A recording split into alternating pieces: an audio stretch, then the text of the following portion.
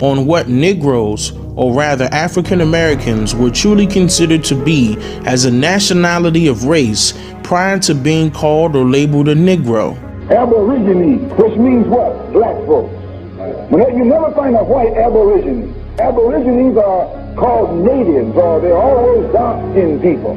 You and I are aborigines, but you don't like to be called an aborigine. Malcolm X stated that the rock landed on us after he returned across the waters because he learned new things. He learned that the rock had truly landed on us and that we were from these lands. Dr. Martin Luther King Jr. also stated in his I Have a Dream speech that we are held in exile in our own homeland.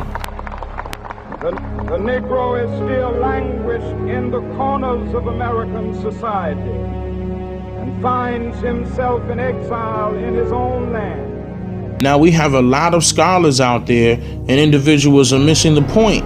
How can you be held in exile in your own homeland without it being your own homeland? The tens of millions of Black Americans, or rather Indians, who disappeared in 1492 did not all die in the Holocaust inflicted within America. Hundreds of thousands were shipped to Europe and Africa as Indian slaves. The whole slave trade story was given to all of us in reverse. A mass colony of Africans were not shipped from Africa to America. The truth is that Black Indians were shipped from America to Europe. They were then shipped from Spain to Africa as commodity for African resources. These Black Indians, now mistaken as African Americans, were shipped back to America and classified as African slaves. This part of our history is what the school systems failed to mention in history programs. The American Society was an organization formed in 1816 with the purpose of transporting free African Americans, or rather Indian slaves, classified as Negroes back then, from the United States to settle on the west coast of Africa.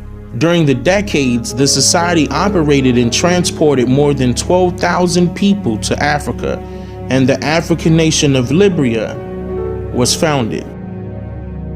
The term African American to refer to all Black people was endorsed only since 1988, but was against the desires of the majority of Black people. In fact, the term was endorsed by only 5 people, including Reverend Jesse Jackson and Ramona Edlin, leading the charge as a result of a gathering called the African American Summit, without the input of the majority of Black people.